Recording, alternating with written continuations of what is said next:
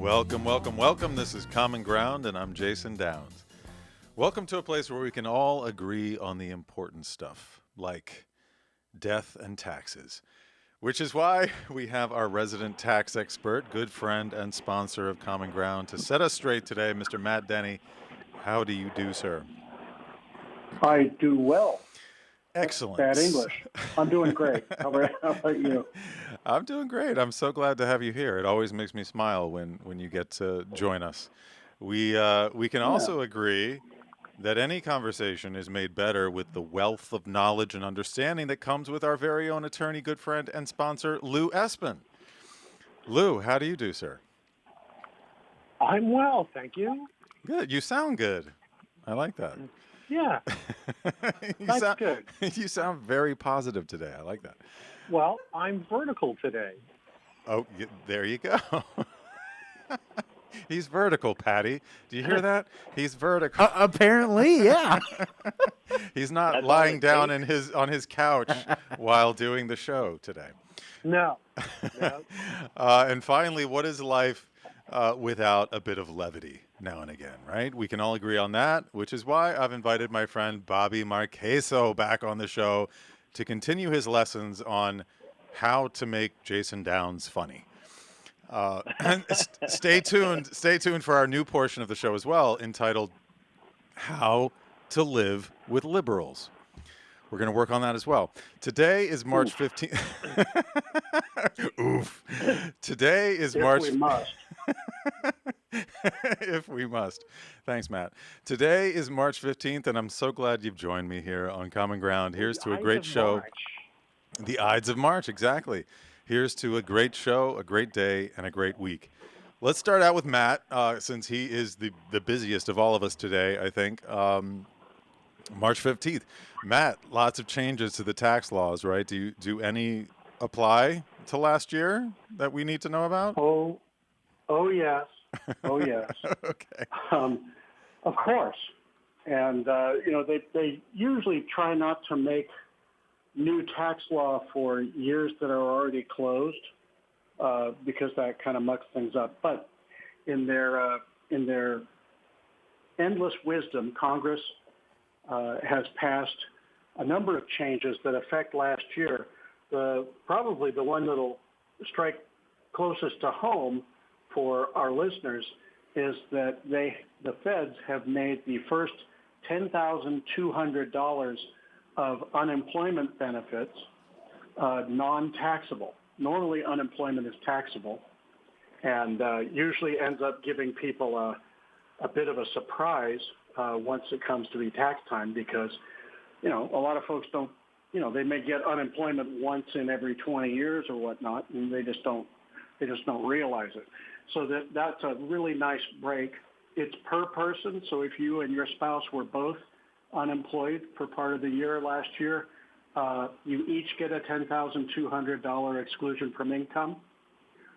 It goes away if you make a combined living of $150,000 in adjusted gross income, just like the stimulus.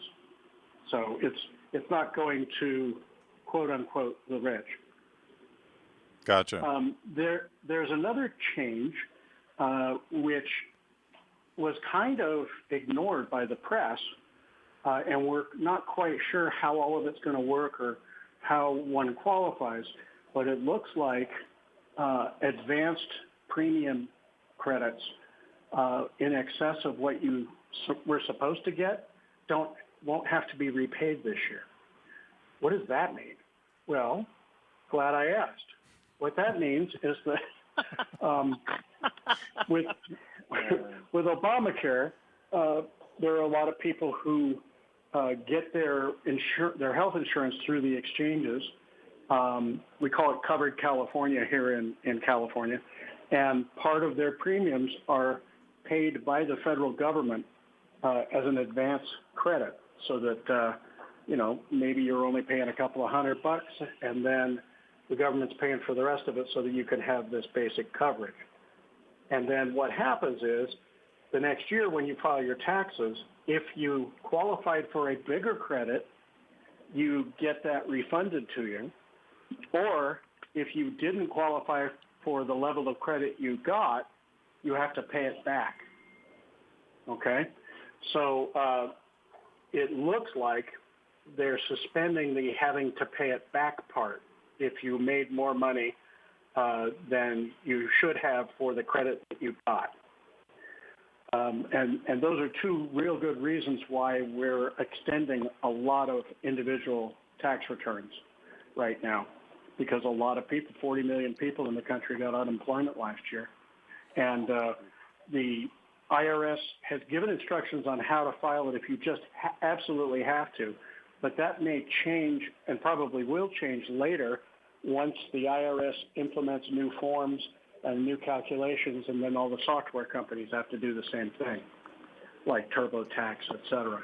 So if you were thinking of filing right away, or if you've already filed and you had unemployment, expect to be amending your return later in the year.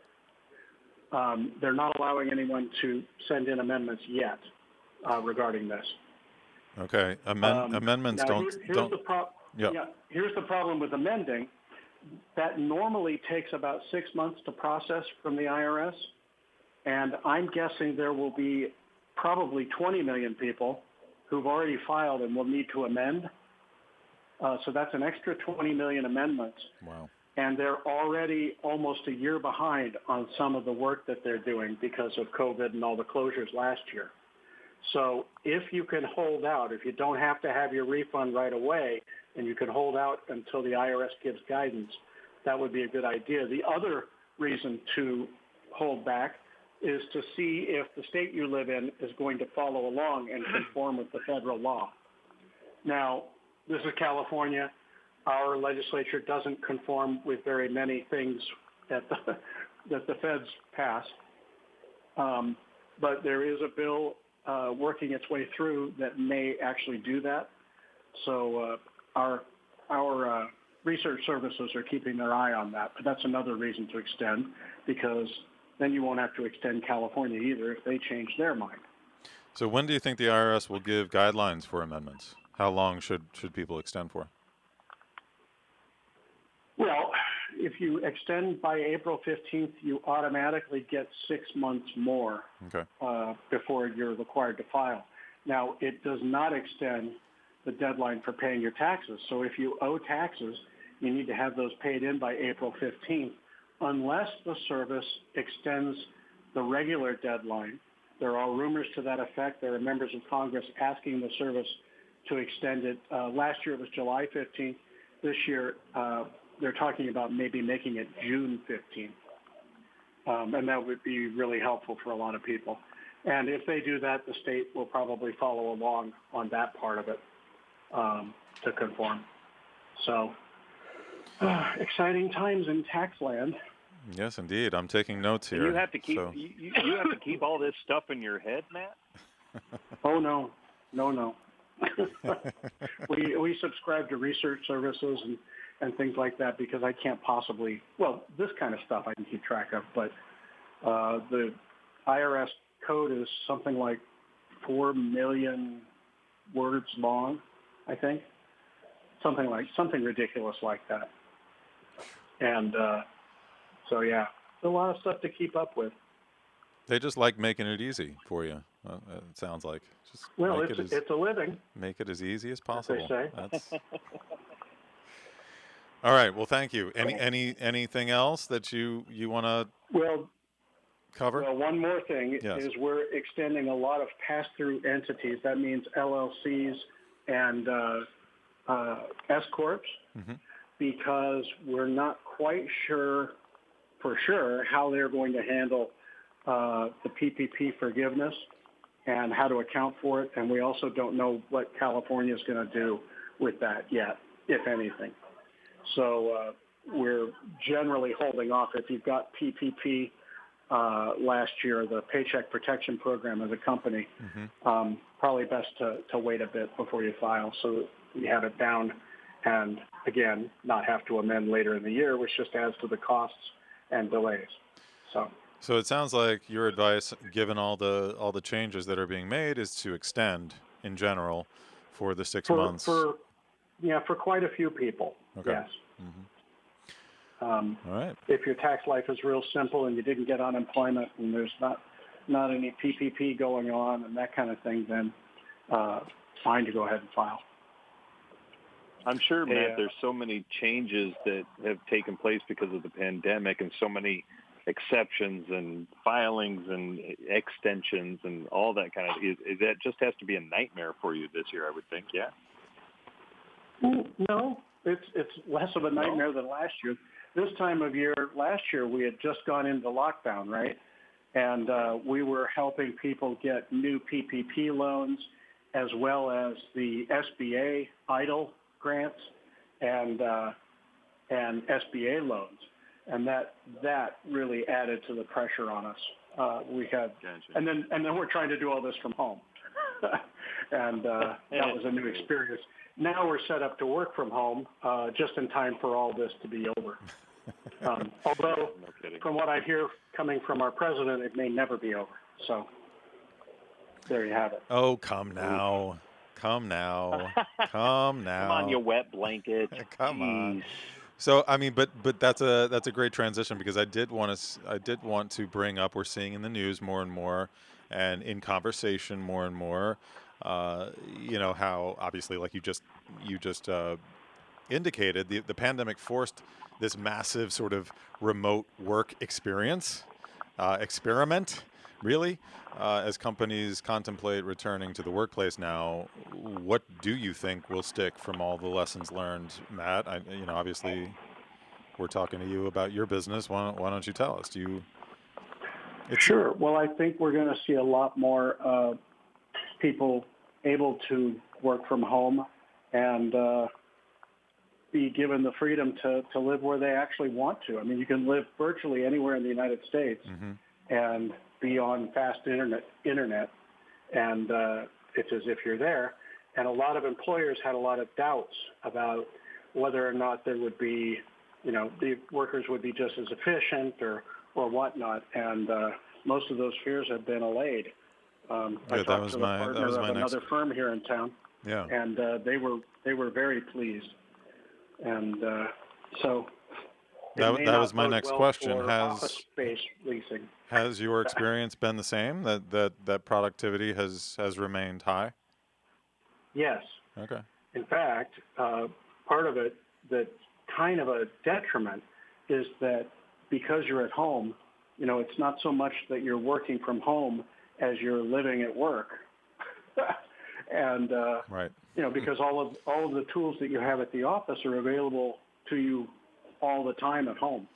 And so we've actually seen some people get some overtime and that kind of thing because it was convenient for them. Well, so is that that's also a good or a bad thing?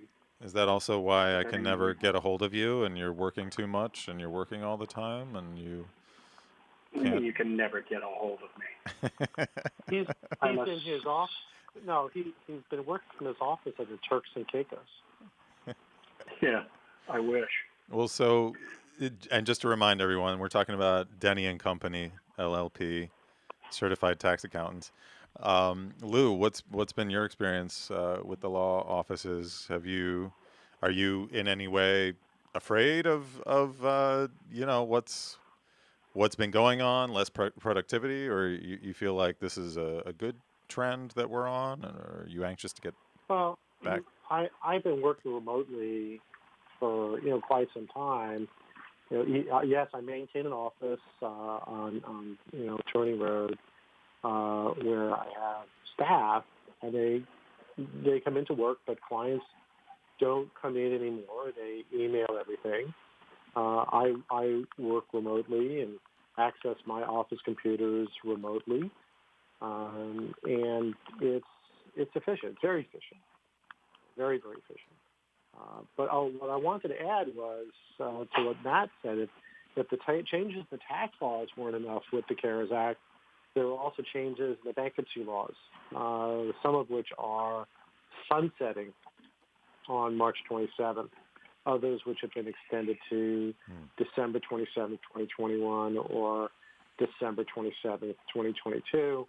And people need to be aware of those changes, and especially the one that's going to be sunsetting March 27th, which is for subchapter 5 and chapter 11, it's reducing the debt limit from $7.5 million, which it is today, back down to $2.725 million.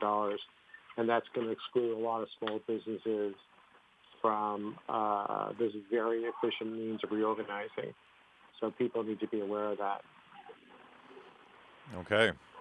They should call your office for more information and for a consultation, obviously. They should, please.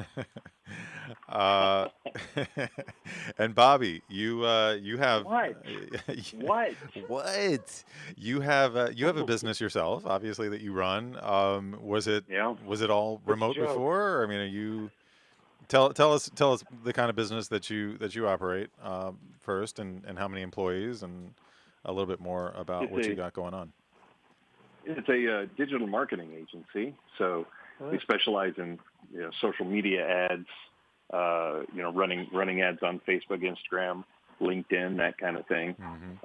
Digital display advertising, which basically means showing the banner of how great you are to all the major websites, CNN and places like that, ESPN, History Channel, wherever people go. And then we do what we call reputation marketing, which is kind of a package of reputation management, keeping on top of the reviews that come in, good and bad. And then we help build the reputation of someone who has either had bad reputation before, or they have a few bad reviews that they need to take care of. And then we market the good reputation. And again, letting everybody know that you're authority in your marketplace, right? That you know what you're talking about, and here's a reason why people trust you and such. What's the name of your company? It's called Elliptical Marketing. Elliptical. Yeah. And how many employees? And then we do social media content and such. So. How many employees? Right now, 5. And were you in an office 5, before all this began? Say that again, sorry. Were you in an office before all this began? No, actually, it's always been from home. Okay. So I've been pretty lucky in that respect. But yeah, I mean, I think we've had it luckier than most. Obviously, a lot of people have not wanted to pay any money for advertising, especially since last year, right? Restaurants and things like that have been shutting down and such. And I've always wanted to try to get more to a place where you're consulting them. It's like, okay, I'm not here necessarily to sell you advertising, but let me consult you on your business. Now's not the time to be shutting down. There's so many things that you can do to stay on top of mind of your customers and clients and patients and things like that, because everybody was in panic mode, weren't they? Which you can't blame them. I mean, of course that's going to happen, but so were you it was able? More just advising. Yeah, but were you able to save a few businesses from shutting down? Yeah, one restaurant. Again, it's funny. You know how we all get in crisis mode, right? Where we just kind of close up to possibilities and can't think necessarily what are my options. But I think I've always been, my whole family is that way. It's like we just take care of it. My son was diagnosed with diabetes when he was 3.5, and it was never this, oh my God, what are we going to do? It was like, okay, what's our new normal? We do what we got to do. And so trying to pass that on to people, again, restaurants and such, and who never even thought about, what about takeout? What about curbside? How can we stay on top of customers' mind? Maybe we can bring the food to them and do a touchless delivery, and that kind of thing. So, it opened up a few minds, I think. I'm not going to say that we changed the world, but but a couple of businesses, we started getting them to think outside the box. Awesome. Well, Matt, I think maybe we have to say farewell to you. Is that right? We only had you for a short while today. Oh, where's it going? Well, it's March 15. Oh. Why are you getting rid of Matt? It's how late come you don't like afternoon. Matt? It's late I afternoon. see how it is. Oh, It's late are you afternoon. able to stay? We're going to take a commercial break. Are you able to stay? I thought we just needed, I was going to. Sure, I can. Oh, well, I great. can multitask. Okay, well, fantastic then. Color me. I'm going to kick you out the Don't door. I feel If you could sheepish? stay, that'd be great. Yeah. All right. Well, then, fantastic. Stick around. We've got Matt Denny, Lou Esbin, and Bobby Marchesso here on Common Ground, right here on KHTS 98.1 FM and AM 1220. We'll be right back.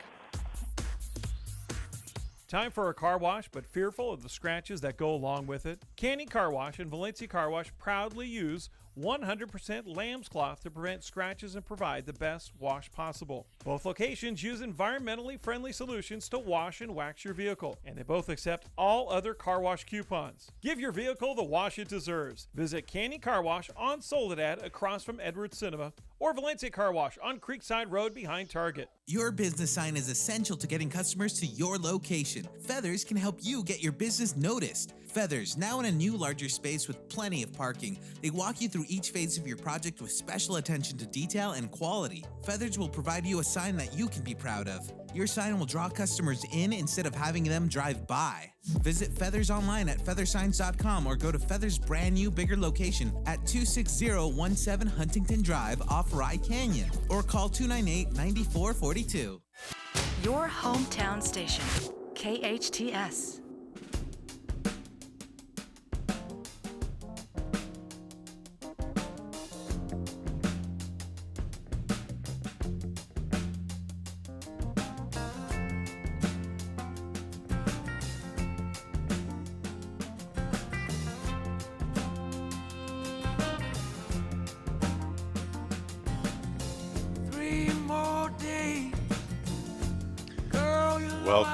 Welcome. We're back. This is Common Ground. I'm Jason Downs. I'm here with Matt Denny, Lou Esbin, and Bobby Marchesso. So, just a bit of news this week, fellas. We saw that 2 men were arrested for assaulting Officer Brian Sicknick during the Capitol riot. They are facing possibly 20 years, 9 counts, including assault with a deadly weapon, civil disorder. I don't know how you guys feel, but I think it's fantastic that they are keeping after this. And is somebody cooking in the background? What's going on? What was that? Okay, it's quiet now. Also, Grammys and Oscar noms came out. Oscar noms this morning, Grammys yesterday. Anybody watch? Bobby? Noms. That No? must be a term of art. Noms. Yeah, Oscar noms. The nominations. No? Well, I mean, women ruled them both this year. I'll just fill you guys in, all right? Oscar nominations, 70 different women were nominated for 76 different awards, including 2 in the directing category, 1 of color for the first time. So that's pretty big. Beyonce has broken the record of most Grammy wins of all time by an individual artist. That's 28 awards. Taylor Swift won, Billie Eilish, Megan Thee Stallion won all the top awards. So some great performances. Nobody watched? You serious? Yeah, I didn't watch. Come on, Bob. You want to know what's really something is that I saw the headline came up and said that Billie Eilish, broke records and that kind of stuff. I'm like, oh, the Grammys? That was tonight? That was my thought on the happenings. That was how much you. Okay. Yeah. All right. What about election laws? Obviously, that's been in the news a lot the past week. Is it suspicious that Republicans are bringing over 200 laws across the country to restrict voting? Are they really just looking out for fraud after the most secure election we've ever had, or are they just looking for ways to win next time? What do you think? Oh, my goodness. I can't pull at that thread. I turn this over to my good friend, Matt. Well, I mean, I guess we could ask the same question about the sweeping law that Congress is trying to pass right now to make sure that no Democrat ever loses again. So, both parties do this crap. Yep. And it's not good. No. But, all in the name of campaign finance reform, et cetera. The last time they passed one of those, it almost doubled the amount of money in politics? Right. So, yeah. No, it didn't exactly have the effect that we. Yeah. Well, I don't think we can count on any elected official to do things that will directly cause them to be at risk of not getting elected again. Right. It's sort of And it like doesn't matter asking, which part of it. sort of like asking a polluter to police their own pollution, which seems to happen more often than not. Yeah. So we're also starting to hear a lot about Generation COVID or Gen C. And we as adults have the perspective to, know that this is definitely one of those defining periods that I guess, humankind goes through. Have you guys noticed anything as far as your kids or younger generation that you think may have long-term effects? Lou, I know you Well, me see a lot. personally, Yeah, Bobby. I'm sorry. Go ahead. No, Bobby, go ahead. Yeah, I mean, so I have two kids. One's a 16-year-old girl. She was made for COVID because she doesn't like to go anywhere.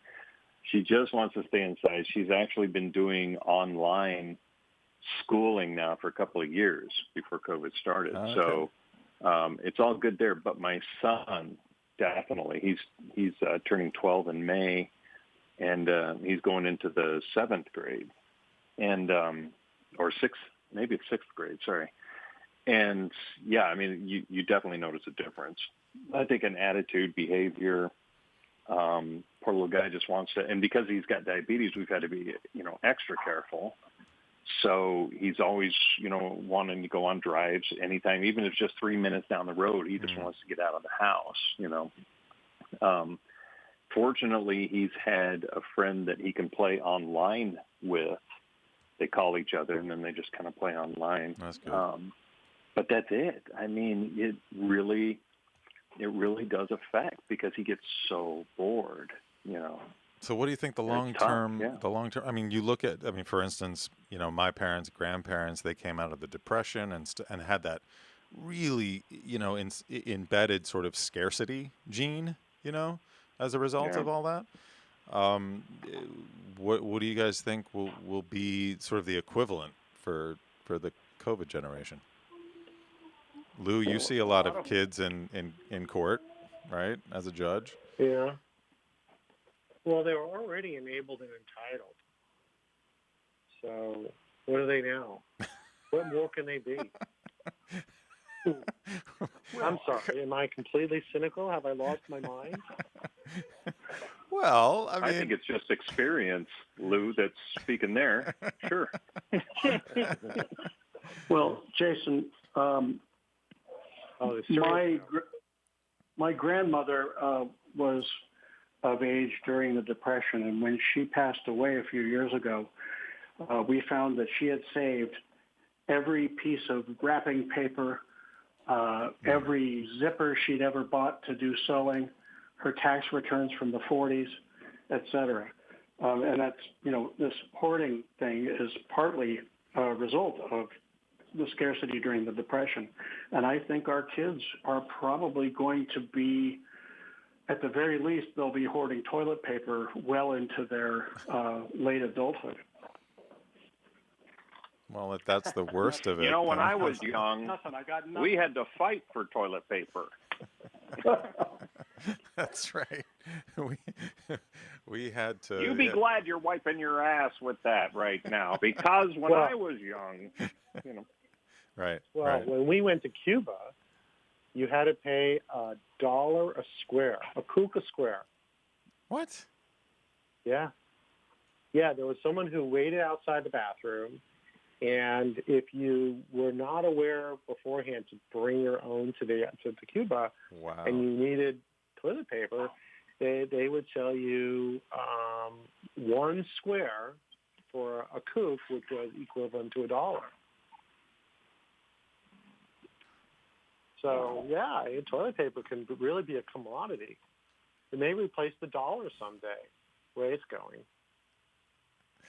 I never really understood the whole toilet paper thing, because in my mind, you could always just, step into the shower and use it as a bidet, kind of, or the like, Anyway, that's just me. I know.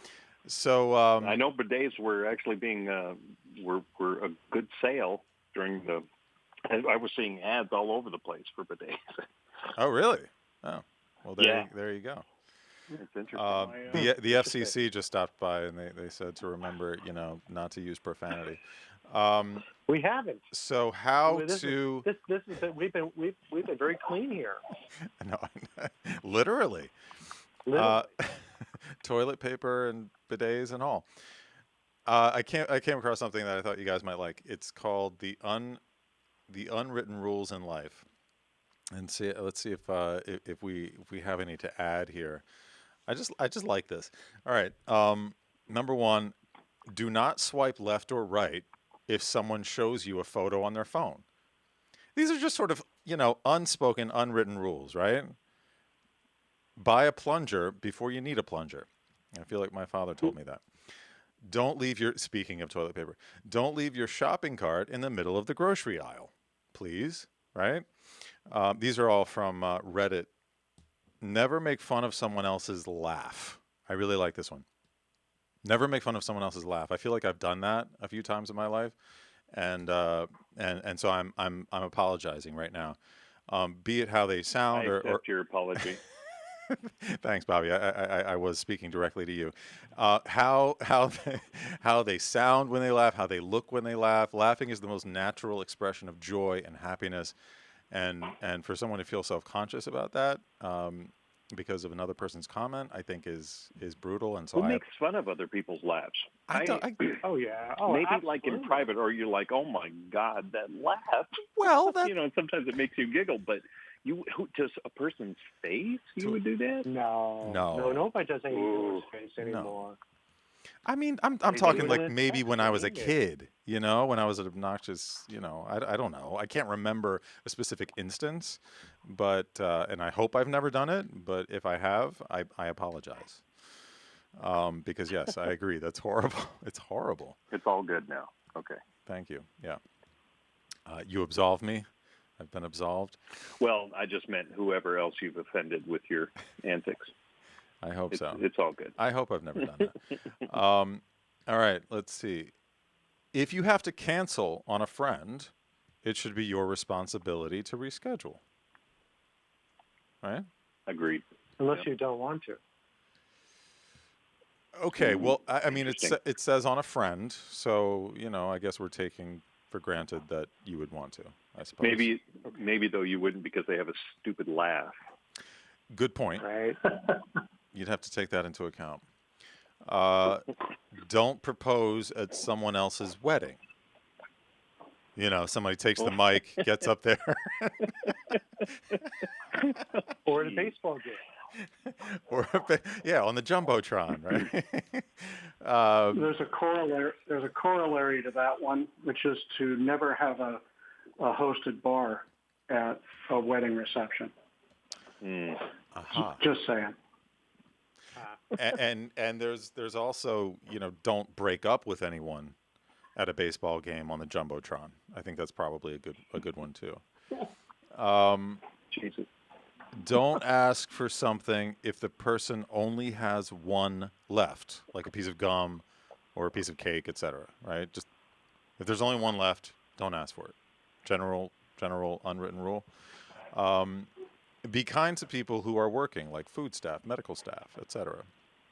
Right? What do you do with people who are unemployed? Unemployed? Yeah. Unemployed. Treat them So like you don't have to be kind. You don't have to be kind to the unemployed. You should be kind to everyone, No. Lou. Yeah, but you just have to be kind to people who are working. What about people who aren't? Okay. That's cynical. And then we're also taking for granted that we're talking specifically about when you're out, in a service type situation. Okay. And yeah. It's the lawyer in me, I know. Hey, words matter. Words matter. Words matter. Don't look through the gap of bathroom stalls. What if you need to tell if somebody's in there or not? Well, yeah, you could look there for their feet, right? You listen. How about you can? Yeah, you could. You listen. You listen. I don't like that one as much. I don't think I do. Yeah, you put your ear up to the door. Oh. Depends on what. It depends How upon about what we you're just hearing. say? How about we say don't look twice. Okay. Don't keep looking. Now the FCC is going to call. All right, here's a good one. Here's a good one. If someone whispers, you whisper back. What? I think it happens naturally. I think so too, right? It's so When hard somebody not comes to up and goes, whisper. Hey, and you'd be like, what? And you're like, what? Why are we whispering? Why are we whispering? Yeah, it's so hard not to whisper back, isn't it? All right, here's a good one. Here's a good one for those people who are returning to work again. Don't cook fish in the office kitchen. Well, true. True. For buses, trains, any other public transportation, let people exit first before you get on. Right? I mean, Yeah, because there's no room. Exactly. Living in New York City, that was always an unwritten rule. You wait until everybody gets off the subway before you get on. How many times have you gone to a place and you're trying to get out, people trying to get in, and you say to them, "What don't you understand? There's no room in here if I don't get out." Right. Exactly. Right? Right? It's just simple are, physics. Simple physics. People are in such a hurry to get on the plane, and you're like, I'm going to the same plane. We're all going to the same place. It's, but people are in this huge hurry. It's the same thing, unwritten.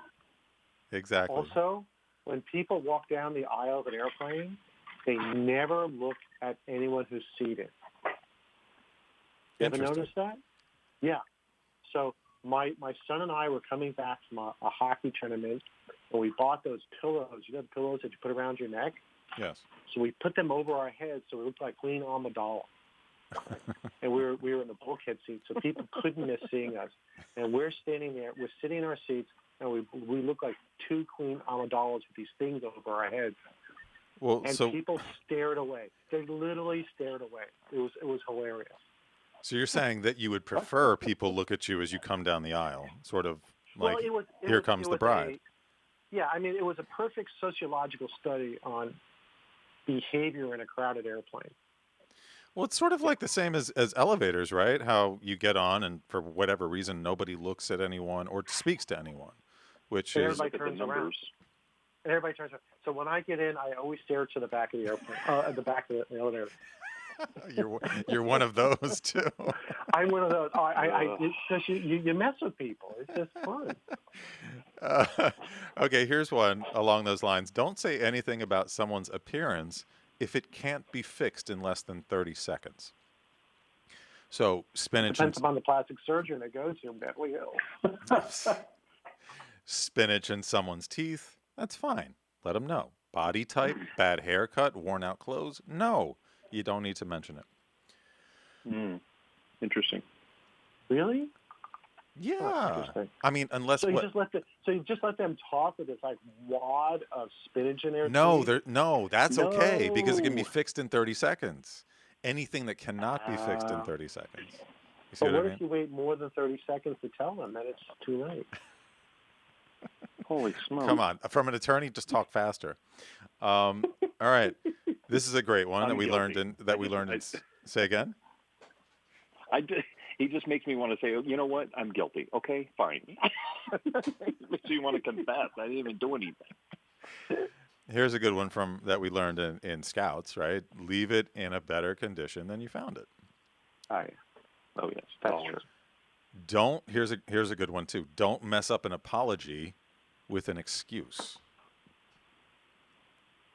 Here's an excellent one. Pee first. No matter what it is or where you're going, pee first. Never miss a good bathroom. Yeah, from my grandmother. And finally, if you borrow someone's car, fill up the tank before you return it. Right? Yeah. That's pretty standard. All right, so stick with us right here. We're with Matt Denny, Lou Esbin, and Bobby Marchesso on Common Ground here on KHTS. We're gonna keep having some fun here. We've got the Artist Almanac coming up, and maybe we'll touch on how to live with liberals. if there's On time. how to make you a better person. How to make Jason Downs funny, right? Is that what you were trying to say? All right. Anyway, No. we'll be right back right here on 98.1 FM and AM 1220. It's allergy season again. You've tried it all, yet your sinuses continue to be a problem. Try something different, something holistic, something that will really work. Acupuncture. Kathleen Keneally is Santa Clarita's acupuncture innate specialist. She's been treating many of your neighbors and their children for allergies, sinuses, headaches, and pain. Find out how acupuncture can improve the quality of your life. Call Catherine Keneally for a free phone consultation. 252-4100. 252-4100. Acupuncture. It really works. The anticipation of having a baby brings much excitement and hundreds of decisions. When choosing where to have your baby, choose the best. Providence St. Joseph Medical Center. The new Women's Pavilion combines expertly trained medical staff with luxurious labor and delivery suites and the area's most advanced neonatal intensive care unit. You and your new baby will get the best start possible. For more information and a tour, call 1-888-HEALING. The road to healing leads to Providence. I listen to it all day, every day. Hometown, your hometown station.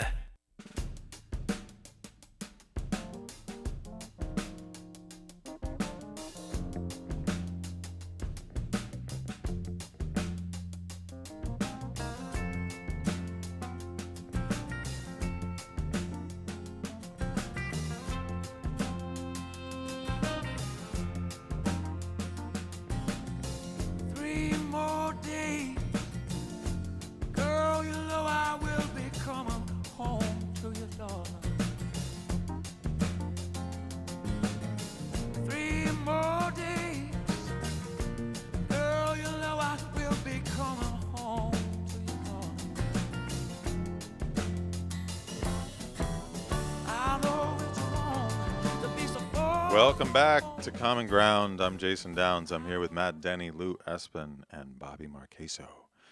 So I thought it might be fun since I'm often called a liberal. I mean, I'm an artist. I'm an actor. I've been a creative type my entire life, and I think by default I get labeled as a liberal. So I thought it might be fun for you guys to talk about how to live with liberals like me. Oh, jeez. What are you doing to yourself? I thought I would just walk into this pool of crocodiles and just say how you guys, how you approach me. Yeah, exactly. I mean, look, I've been told that radio, most people who listen to radio shows are not liberal. The demographic is not. That's what I've been told. Not radio, like music or, podcasts. I'm not talking about that. I'm talking about radio shows. No, talk shows, right? Yeah, talk shows. Yes, talk radio. The demographic generally is not, doesn't lean toward the Democrat, sort of liberal side of things. And, so I thought it might be fun to throw darts at the liberal. Perhaps, it might ingratiate me to some listeners. Man. What? No? Are you feeling guilty over something, or did you do something that you want this punishment? I think I may have made fun of someone's laugh in my distant past, and so yeah, it's coming back to you now. Yeah, I'm just feeling penitent today. Holy smokes. Okay, we can move on from that. How about this? There's this other idea that I had that might be fun. Oh, great. Other people's business. Okay, examples of what should be no one else's business.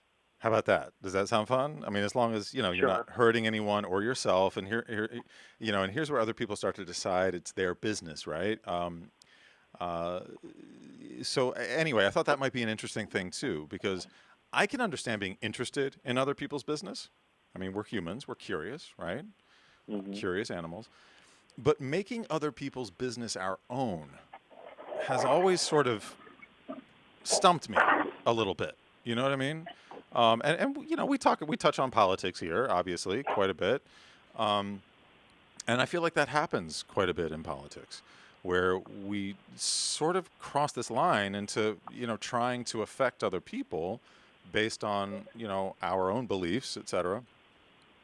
So how do we do this? You know, where's where's the line where it crosses over and should stop being other people's business? I think it depends on what it is, isn't it?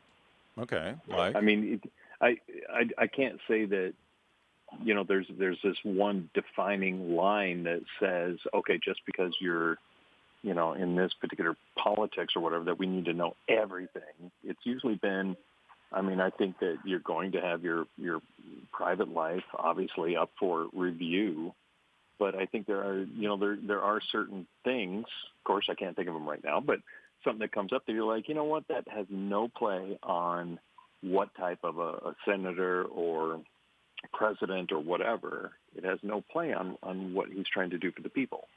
And especially things that were like 50 years ago or 40 years ago. Mm-hmm. That drives me crazy. People change. I change every year, Sure. let alone within 30, 40 years.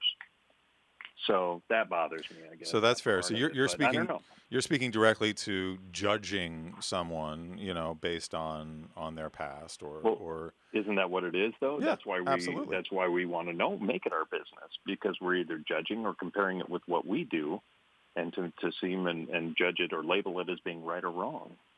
Exactly. That's exactly right. That's a precise way to put it otherwise. Yes.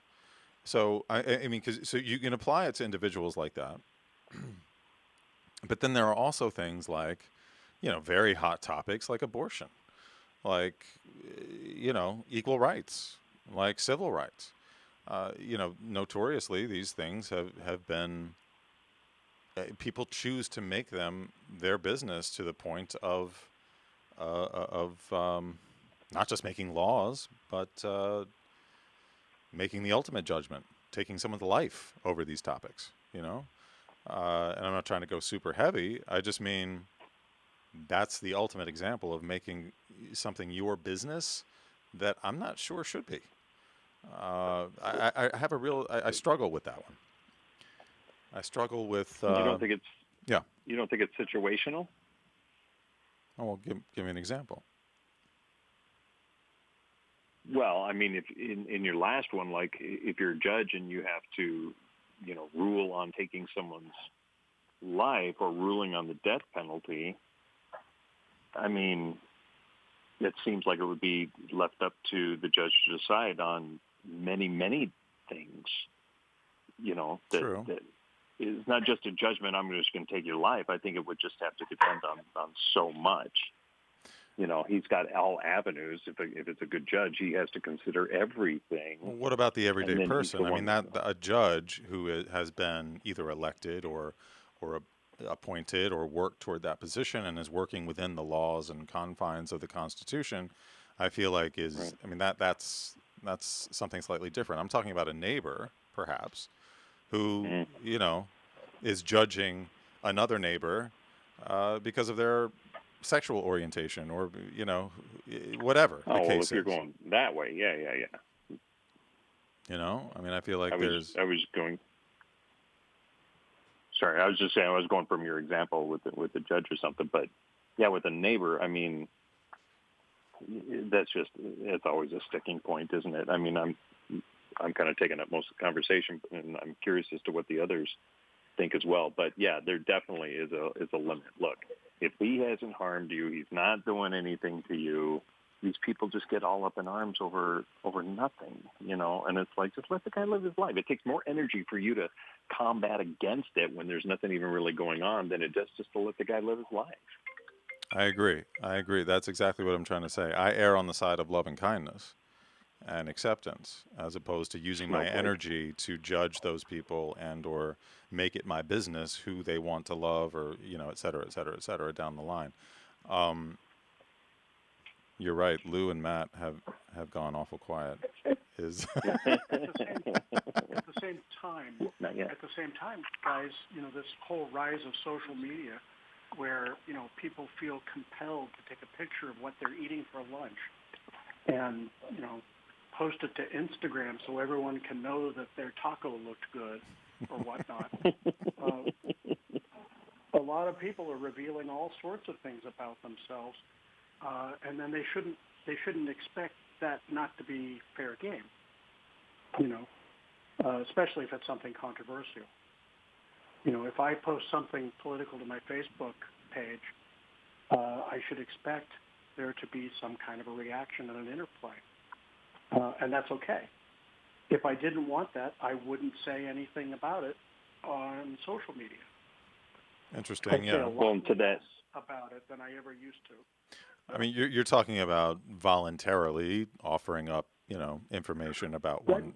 But it's more of a trend. We have a whole society now that puts all this stuff out there publicly, and therefore I think there's the expectation that even in our private lives, something that isn't on social media but someone knows is fair game too, because I know all these other things about everybody as well. I don't know. Well, I think too, everybody's like, well, you posted it out there for the world to see. You're going to have to expect backlash. Well, I agree to that to a point, but how come people can't just keep scrolling? You know what I mean? Yeah. The whole. Well, isn't it like the old things where if you don't like what's on TV, just change the channel? Yeah. Exactly. Live and let live. Exactly. All right, gentlemen. Yeah. It's been such a pleasure, as always. We've got Matt Denny, Lou Esbin, Bobby Marchesso. Denny & Company, LLP, Certified Public Accountants, our sponsor. They make your life less taxing. Reach out to Matt Denny for all your accounting needs at dennyllp.com. Law offices of Lou Esbin. When experience counts, count on experience at espinlaw.com. That's ESBINLAW.com. As always, I'd like to thank you guys. Bobby, so great to have you. Like to thank the owners here at KHTS, Jerry and Carl, our fantastic engineer, Patty St. Patrick O'Schwanky. And it's a pleasure to have you here on Common Ground, where we can always agree on the important stuff. I'm Jason Downs. You're listening to KHTS. Until next time, stay safe, stay informed, and stay optimistic.